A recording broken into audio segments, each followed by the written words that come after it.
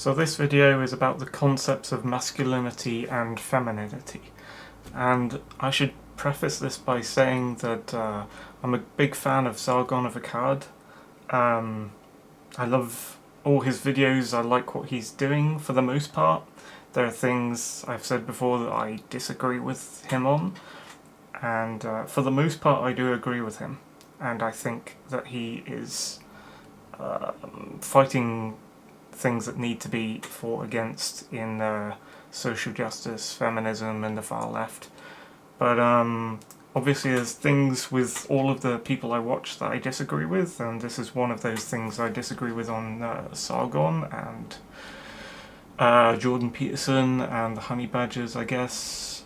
A little bit, the Honey Badgers actually, they're looking at it from a different direction than I am. They're more defending maleness.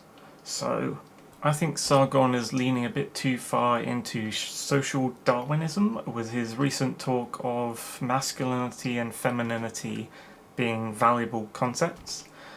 And of course his excessive pushing of meritocracy, which doesn't really help people who can't work due to like invisible illnesses such as lupus or Raynaud's that impact their ability to work. It'd be interesting to find out where his charity starts and ends. Charity's a bit of a bad concept right now.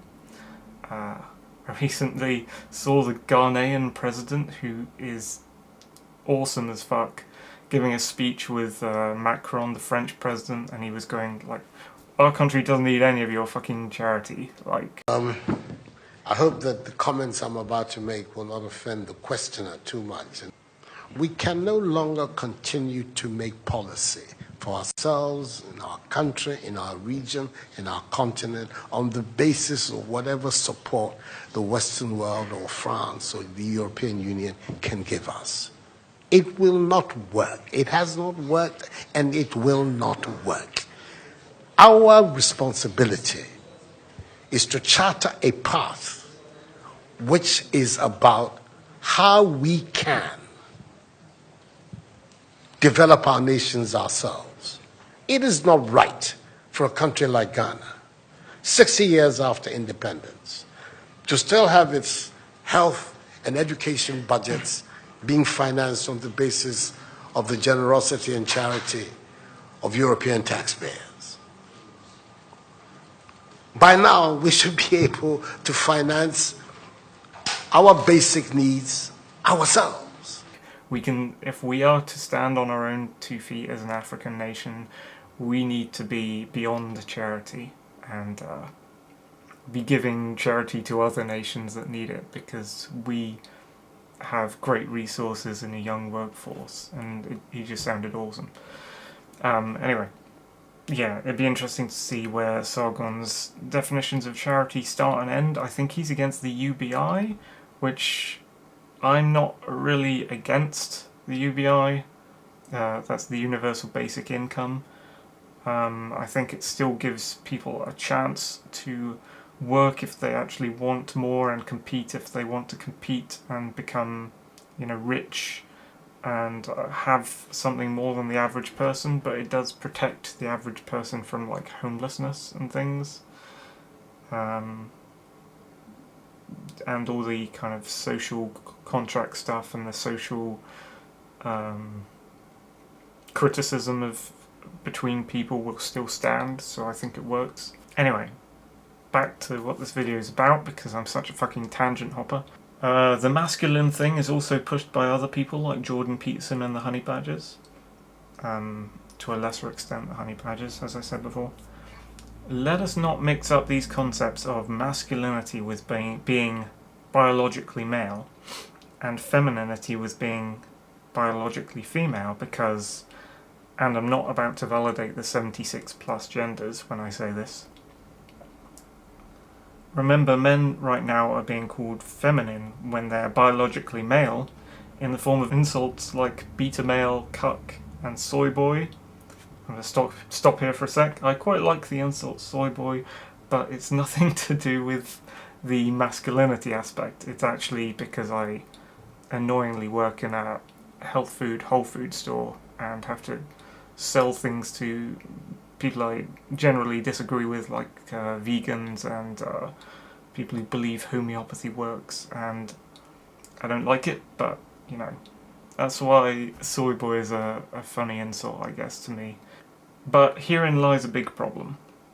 And also, of course, females who go out of their way into boyish stereotypes, taking on the roles of soldiers or being weightlifting bodybuilders, get called masculine while still being biologically female. It's not an SJW viewpoint to say that it's foolish of us to think of masculine and feminine as concepts in this way. We should care for men, yes. We should care for women, yes. But it seems terribly anti-diversity of thought, the good kind of diversity that is, not the one the SJWs like, and anti-individualist for us not to be treating people, regardless of them being men or women, as unique personalities different from each other. If you push this perspective of all men should be macho, fighty, argumentative, love football and trucks, or else they're a beta male, then you're automatically, instantaneously trying to homogenize all men into a faction, just like the third wave feminists do. But we men are not all one thing that acts the same.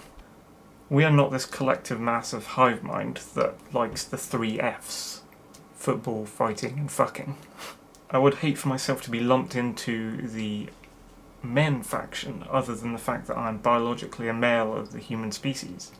I have certain anatomical features, and that's sincerely where the similarities end. I am certainly not magically like all other men. We share similarities, we share differences. But I can say the same when comparing myself to my female friends. Similarities, differences. I'm an individual before I'm a masculine kind of man. Or a feminine kind of man. Whichever you think you want to call me.